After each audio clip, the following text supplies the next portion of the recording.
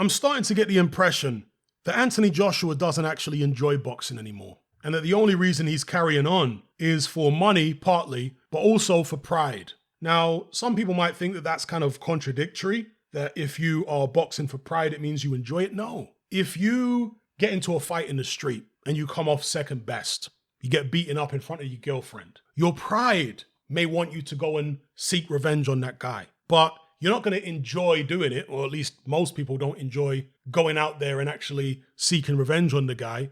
They're going to be filled with all types of emotions because he did beat you up last time. Maybe he's going to beat you up again, even worse this time. So there's going to be trepidation, fear. You're going to be battling all these emotions inside of you, you see? And with Anthony Joshua, that's, I think, what I see in him. That yes, he's fighting on for money, a few more big paydays. And by the way, he said that he doesn't anticipate boxing on for very long. That's not a good sign, folks. A guy who's really enjoying their boxing doesn't say things like that. And look, Anthony Joshua has had a long career and, he was world champion, made several defenses and what have you. But he hasn't taken a lot of beatings in his boxing career. There was only really the Andy Ruiz fight, the first one, and the Klitschko fight where he took a lot of punishment. Other than that, he hasn't taken a lot of punches in his career. He's one of the freshest guys among the top guys in the heavyweight division. Top 6, top 7 guys, wherever you want to put Anthony Joshua. He's one of the freshest because the other guys like Tyson Fury, he's taken way more punishment. Took a lot of punishment in both McDermott fights. Took punishment in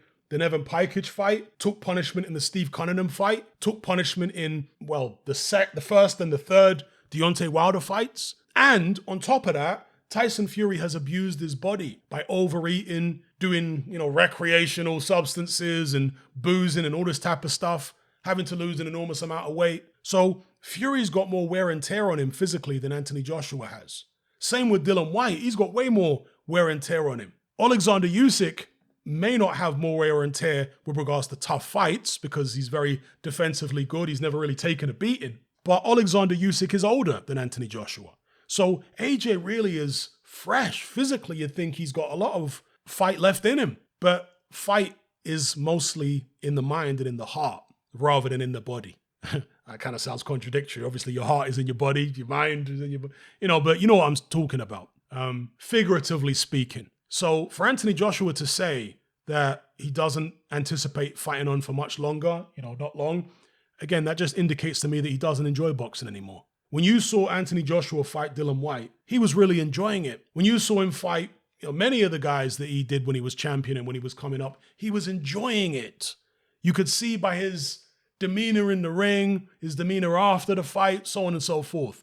But now it's like the stress has got to him. Now the industry has got to him. The fickle nature of the fans has got to him.